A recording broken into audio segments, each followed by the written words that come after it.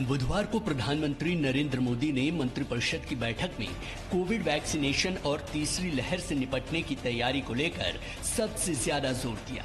इसके लिए 5 घंटे तक चली मंत्रिपरिषद में लंबी चर्चा हुई। बैठक में देश में वैक्सीनेशन को लेकर एक प्रेजेंटेशन दिया गया। अब तक हुए वैक्सीनेशन की पूरी जानकारी दी गई। आगे वैक्सीनेशन की तैयारियों की जानकारी दी गई। सड़क परिवहन सिविल एविएशन मंत्रालय ने प्रेजेंटेशन दिया। इसके अलावा आईटी मंत्रालय की तरफ से भी प्रेजेंटेशन दिया गया। मंत्रिपरिषद की मीटिंग में मंत्रियों को मोदी मंत्र भी मिला। अपने लोकसभा क्षेत्र में कोविड प्रोटोकॉल का पालन करें। लोकसभा क्षेत्र के दौरे पर मंत्री और सांसद मास्क लगाएं। अपने क्षेत्र के लोगों को मास्क लगाने के लिए कहें। कोरोना वायरस को खत्म समझने की भूल न करें। इस तरह से काम करना चाहिए कि तीसरी लहर न आए। कोरोना से निपटने के अलावा प्रधानमंत्री नरेंद्र मोदी ने मंत्रालयों का काम जनता तक पहुंचाने के लिए भी मंत्रिपरिषद की बैठक में मंत्र दिए। जम्मू कश्मीर के कुलगाम में सुरक्षा बलों ने 3 आतंकवादियों को ढेर कर दिया। बुधवार को जम्मू कश्मीर के कुलगाम में सुरक्षा बलों ने मुठभेड़ में 3 आतंकवादियों को मार गिराया। आतंकवादियों के छिपे होने की सूचना के आधार पर सुरक्षा बलों ने कुलगाम जिले के चिमेर गांव में घेराबंदी कर तलाशी अभियान शुरू किया था। इसी दौरान वहां मौजूद आतंकवादियों ने उन पर गोलीबारी शुरू कर दी। सुरक्षा बलों की जवाबी कार्रवाई में शुरुआत में 2 आतंकवादी मारे गए, जबकि तीसरे आतंकवादी के साथ सुरक्षा बलों की मुठभेड़ कई घंटों तक चली, लेकिन अंत में वो भी मारा गया। कश्मीर में आतंकवादियों के खिलाफ बीते 3 दिन में 2 बड़े ऑपरेशन हुए। श्रीनगर के बाहरी इलाके में 28 जून को सेना के ऑपरेशन में 2 आतंकवादी मारे गए, जिनमें एक लश्कर कमांडर नदीम अबरार भी था। वहीं दक्षिण कश्मीर के शोपियां में 25 जून को एक आतंकवादी ने मुठभेड़ के दौरान सरेंडर कर दिया, जबकि एक आतंकी एनकाउंटर में मारा गया। दोनों आतंकी लश्कर-ए-तैयबा के थे। आज करगिल और लद्दाख के सभी दलों के नेताओं की दिल्ली में केंद्र के साथ बैठक है। वहीं परिसीमन आयोग की टीम 6 जुलाई से 9 जुलाई तक जम्मू कश्मीर में रहेगी। परिसीमन आयोग की टीम 4 दिनों के दौरे पर जम्मू कश्मीर जाएगी। परिसीमन आयोग की 3 सदस्यीय टीम 6 जुलाई से 9 जुलाई तक राजनीतिक दलों, जनप्रतिनिधियों और अधिकारियों के साथ बातचीत करेगी। बीजेपी ने इसका स्वागत किया है। आज भी दिल्ली में एक बैठक हुई है जिसमें जो उसके मेंबर्स हैं, मेंबर पार्लियामेंट्स वगैरह, तो उसमें क्या बात हुई, लेकिन ये जो आज एक खबर मिली है कि ये जुलाई में फर्स्ट वीक में फिर से ये प्रोसेस शुरू हो रहा है। 24 जून को प्रधानमंत्री ने जम्मू कश्मीर पर सर्वदलीय बैठक की थी, जिसमें प्रधानमंत्री ने परिसीमन के काम को जल्द से जल्द पूरा करने को कहा था। वहीं गृह मंत्री अमित शाह ने सबसे पहले परिसीमन फिर चुनाव तब पूर्ण राज्य का दर्जा दिए जाने की बात कही थी। वहीं जम्मू कश्मीर पर सर्वदलीय बैठक के बाद आज कारगिल और लद्दाख के सभी दलों के नेताओं की दिल्ली में केंद्र के साथ बैठक है। इसमें घाटी के पूर्व सांसदों और सिविल सोसाइटी के सदस्यों को भी आमंत्रित किया गया है। ट्विटर के खिलाफ मामले बढ़ते ही जा रहे हैं। अब राष्ट्रीय महिला आयोग ने भी ट्विटर को आदेश दिए। भारत में सोशल मीडिया प्लेटफॉर्म ट्विटर की मुश्किलें और बढ़ गई हैं। राष्ट्रीय महिला आयोग ने भी ट्विटर पर अश्लीलता का संज्ञान लेते हुए उसे नोटिस जारी किया है। ट्विटर को 7 दिन के अंदर पोर्नोग्राफी कंटेंट हटाने का आदेश दिया गया है। बहुत सारे कंटेंट हैं जो ट्विटर पर अभी भी हैं। बहुत सारे ऐसे प्रोफाइल्स हैं जिन बिना चेक करे वो उनको रहने देते हैं ट्विटर पे। वहीं देश के नक्शे से छेड़छाड़ के मामले में ट्विटर पर यूपी के बुलंदशहर में 2 दिन पहले एफआईआर दर्ज हुई थी। अब इस मामले की जांच क्राइम ब्रांच को सौंप दी गई है। कश्मीर लद्दाख को भारत से अलग दिखाया गया है, जिससे उनकी भावनाएं आहत हुई। इस संबंध में अभियोग पंजीकृत किया गया है। विवेचना क्राइम ब्रांच को ट्रांसफर कर दी गई है। ट्विटर पर मंगलवार को 2 मामले दिल्ली और एमपी में दर्ज हुए थे। इस बीच गूगल ने पहली ट्रांसपेरेंसी रिपोर्ट जारी की है। अप्रैल की रिपोर्ट में गूगल ने बताया कि नियम उल्लंघन की 27,700 से ज्यादा शिकायतें मिली। इन शिकायतों पर 59,350 सामग्रियों को हटाया गया। सिद्धू ने बीते दिन दिल्ली में राहुल प्रियंका से मुलाकात की, तो आज चंडीगढ़ में कैप्टन लंच डिप्लोमेसी करने जा रहे हैं। पंजाब कांग्रेस के संकट के बीच नवजोत सिंह सिद्धू ने दिल्ली में बुधवार को कांग्रेस सांसद राहुल गांधी से मुलाकात की। दोनों के बीच करीब 1 घंटे तक मुलाकात चली। इससे पहले सुबह नवजोत सिंह सिद्धू प्रियंका वाड्रा से मिले। प्रियंका वाड्रा से मुलाकात के बाद कांग्रेस में दिन भर मुलाकात का दौर चला। प्रियंका वाड्रा राहुल गांधी से उनके आवास पर तकरीबन 10 बजे मिली। बाद में राहुल के घर पर प्रियंका वाड्रा, कांग्रेस अध्यक्ष सोनिया गांधी और राहुल गांधी की मुलाकात हुई। इन मुलाकातों के बाद ये कयास भी लगाए जा रहे हैं कि नवजोत सिंह सिद्धू को पार्टी में अहम जिम्मेदारी मिल सकती है। यही कारण है कि मुख्यमंत्री कैप्टन अमरिंदर सिंह ने आज चंडीगढ़ में अपने समर्थक नेताओं और विधायकों को फार्म हाउस पर लंच के लिए बुलाया है। पश्चिम बंगाल में एनएचआरसी टीम को लेकर कलकत्ता हाईकोर्ट की 5 जजों की बड़ी बेंच 2 जुलाई को सुनवाई करेगी। पश्चिम बंगाल में चुनाव के बाद हिंसा के मामले में एनएचआरसी की फैक्ट फाइंडिंग टीम ने कलकत्ता हाईकोर्ट को अंतरिम रिपोर्ट सौंप दी है। वकील प्रियंका ने कोर्ट को बताया कि पुलिस की मौजूदगी में एनएचआरसी टीम पर जादवपुर में हमला हुआ, जिस पर पश्चिम बंगाल सरकार का बचाव करते हुए एडवोकेट जनरल ने कहा कि हमने एनएचआरसी की टीम से पूछा था कि वो इसकी शिकायत करना चाहते हैं तो उन्होंने ऐसा करने से मना किया। पश्चिम बंगाल सरकार ने एनएचआरसी टीम को हर तरह की मदद पहुंचाई। इस मामले में कलकत्ता हाईकोर्ट की 5 जजों की बड़ी बेंच 2 जुलाई को सुनवाई करेगी। बीजेपी ने भी हिंसा के मामले पर हमला बोलते हुए कहा कि टीएमसी और अराजकता एक ही सिक्के के 2 पहलू हैं। बंगाल में लॉ एंड ऑर्डर नाम की कोई चीज नहीं है। ममता जी गुंडे सरेआम वहाँ गुंडागिरी करते हैं, पुलिस वहाँ मुखदर्शक बनकर खड़ी रहती है। उधर फर्जी वैक्सीन मामले में कलकत्ता हाईकोर्ट ने ममता सरकार को फटकार लगाई है। किसान संगठनों के आंदोलनकारियों की हाथों में अब तलवार और भाले भी आ गए। दिल्ली के गाजीपुर बॉर्डर पर कल किसान आंदोलनकारियों और बीजेपी कार्यकर्ताओं में तीखी झड़प हो गई। बीजेपी के कार्यकर्ता एक नेता का स्वागत करने के लिए जुटे थे। किसान संगठनों के लोगों ने उन पर पथराव कर दिया। आंदोलनकारियों के हाथ में तलवारें और भाले थे। आंदोलनकारियों ने पत्थरों और डंडों से गाड़ियों पर हमला किया। कई गाड़ियों के शीशे तोड़ दिए। हम लोग बहुत शालीनता से खड़े हुए थे। इतने में वहाँ राकेश टिकैत जी के जो गुंडे हैं वो सभी आए, तलवार, भाला और जितने भी उस तरह का सामान हो सकता है जिससे वो आक्रमण कर सकते हैं। हमारी कितनी बहनें चोटिल हो गई। वहीं किसान नेता राकेश टिकैत ने आरोप लगाया कि बीजेपी कार्यकर्ताओं ने उनके मंच पर कब्जा करने की कोशिश की थी।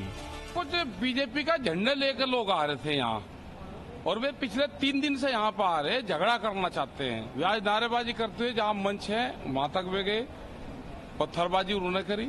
इस बीच यूपी पुलिस ने कहा है कि वो इस मामले को लेकर एफआईआर दर्ज करेगी। चलती ट्रेन से चढ़ने और उतरने के क्रम में फिर एक व्यक्ति की जिंदगी दांव पर लग गई। रेलवे लगातार लोगों को आगाह करता है कि चलती ट्रेन से न उतरे, क्योंकि यात्री अगर ऐसी गलती करते हैं तो अंजाम क्या हो सकता है, तस्वीरें ये बताने के लिए काफी हैं। जरा सी देर और एक शख्स की जान जा सकती थी। जल्दबाजी में की गई गलती जिंदगी पर भारी पड़ सकती थी। ये वीडियो मुंबई के किसी रेलवे स्टेशन का बताया जा रहा है। एक बार फिर से देखिए कि यहाँ हुआ क्या। दोनों तरफ से ट्रेन गुजर रही है। रफ्तार भी इतनी है कि शायद हर कोई इस ट्रेन में चढ़ने या उतरने के बारे में सोच ना पाए। तभी एक शख्स चलती हुई ट्रेन से उतरता है और बड़ा हादसा हो जाता है। प्लेटफॉर्म पर उतरा शख्स ट्रेन की रफ्तार की चपेट में आ गया। कुछ ही दूरी पर मौजूद रेलवे पुलिस फोर्स के जवानों ने ये देखा और फुर्ती से किसी तरह इस शख्स की जान बचाई। लोगों को इन दिनों दिल्ली की गर्मी बुरी तरह से झुलसा रही है। देश की राजधानी दिल्ली में गर्मी इन दिनों रिकॉर्ड तोड़ रही है। पिछले कई दिनों से तापमान लगातार 40 डिग्री के पार पहुंच रहा है। हाल ये है कि अब सुबह से ही जला देने वाली गर्मी शुरू हो जाती है। आज सुबह 5:30 बजे दिल्ली का तापमान 30 डिग्री सेल्सियस रिकॉर्ड किया गया। इतनी ज्यादा गर्मी है, टेम्परेचर भी अराउंड मुझे लगता है 42 डिग्री सेल्सियस होगा, तो ये काफी मतलब हार्श है। इस बार बारिश नहीं हो रही तो उमस बहुत हो रही है। राजस्थान में भी सूरज की रोशनी आग बनकर बरस रही है। कई शहरों में तापमान 45 डिग्री सेल्सियस के पार पहुंच गया है। बीकानेर का तापमान कल 44.8 डिग्री सेल्सियस था। वहीं श्री गंगानगर का तापमान 45.8 डिग्री सेल्सियस दर्ज किया गया। मध्य प्रदेश के ग्वालियर में न तो गर्मी से राहत मिलती दिखाई दे रही है और न ही मानसून की आहट। मौसम विभाग ने बेशक यहां 19 जून को ही मानसून सक्रिय होने की बात कही थी, लेकिन बारिश अब तक नहीं हुई है। पूरे देश की बात करें तो ग्वालियर कल चौथा सबसे गर्म शहर रहा। बिहार के कई इलाकों में लगातार बारिश से लोग त्राही कर रहे हैं। लगातार बारिश की वजह से बिहार के बेतिया की हालत कुछ ऐसी हो गई है। उफनती नदियों ने बेतिया में भारी तबाही मचाई है। हर जगह सैलाब उमड़ रहा है। नेपाल बॉर्डर से सटे गांवों में बाढ़ का पानी घुस गया है और गांवों के लोगों का हाल बेहाल है। हर तरफ सिर्फ पानी ही पानी है। सड़कें तालाब बन चुकी हैं। यहाँ सड़कों से होकर पानी मानो किसी झरने की तरह बह रहा है। छपरा में भी बारिश लोगों के लिए परेशानी का सबब बन गई है। सदर अस्पताल की ये हालत देखकर आप अंदाजा लगाइए कि मरीजों और उनके परिवार वालों को यहाँ तक पहुँचने में कितनी मुश्किल हो रही होगी। यहाँ डायलिसिस सेंटर के साथ साथ RT-PCR जांच केंद्र भी है, जहाँ लोगों का कोरोना टेस्ट किया जाता है। लेकिन अब यहाँ सिर्फ पानी ही पानी है, जिसकी वजह से मरीजों को काफी मुश्किलों का सामना करना पड़ रहा है। हैरानी की बात यह है कि सदर अस्पताल का पिछले कई दिनों से यही हाल है, लेकिन अभी तक पानी की निकासी की कोई व्यवस्था नहीं की गई है। राजस्थान के रेनवॉल में एक ऐसी बावड़ी बन रही है जिसमें बारिश होने पर 10 करोड़ लीटर पानी इकट्ठा होगा। राजस्थान में जल संकट कोई नई बात नहीं है। इसी कारण यहाँ राजा रजवाड़े भी जल संरक्षण के लिए तालाबों और बावड़ियों का निर्माण करवाते थे। इसी कड़ी में जयपुर के रेनवाल में अब तक का सबसे बड़ा बावड़ी का निर्माण कर एक नया कीर्तिमान रचा जा रहा है। कहा जा रहा है कि बारिश होने पर इसमें 10 करोड़ लीटर पानी इकट्ठा होगा। रेनवाल में श्री गोपाल गौशाला की जमीन पर बावड़ी का निर्माण किया जा रहा है। करीब 4 बीघा जमीन पर आधुनिक बावड़ी बन रही है। इससे 33 बीघा जमीन का पानी इस बावड़ी में इकट्ठा होगा। बावड़ी की लंबाई 350 फीट और चौड़ाई 300 फीट है। वहीं ये बावड़ी करीब 32 फीट गहरी है। बारिश होने पर इसमें 10 करोड़ लीटर पानी जमा होगा। इस बावड़ी के निर्माण को लेकर स्थानीय लोगों में काफी उत्साह है। बावड़ी के बन जाने से इलाके का जलस्तर भी बढ़ेगा और गोपाल गौशाला के सैकड़ों गौवंश के साथ साथ पक्षियों के लिए पीने के पानी की व्यवस्था होगी। 98 साल की उम्र में ट्रेजेडी किंग दिलीप कुमार को फिर अस्पताल में भर्ती कराना पड़ा। मशहूर अभिनेता दिलीप कुमार को 1 महीने में दूसरी बार अस्पताल में भर्ती कराना पड़ा है। दिलीप कुमार को सांस लेने में तकलीफ होने के चलते मंगलवार को मुंबई के हिंदुजा अस्पताल में भर्ती कराया गया। उन्हें दिन से ही सांस लेने में परेशानी हो रही थी। फिलहाल दिलीप कुमार को डॉक्टरों की निगरानी में ICU में रखा गया है। वहीं दिलीप कुमार के दोस्त फैसल फारूकी ने एक्टर के ट्विटर अकाउंट से एक ट्वीट करते हुए कहा, दिलीप साहब को मेडिकल इश्यू के कारण हिंदुजा अस्पताल खार में भर्ती कराया गया है, जो अक्सर 98 वर्ष की उम्र में होने की उम्मीद है। आपका प्यार और प्रार्थना वास्तव में साहब द्वारा सराहना की जाती है। फारूक के इस ट्वीट से ये भी प्रतीत होता है कि अब दिलीप कुमार पहले से ठीक हैं।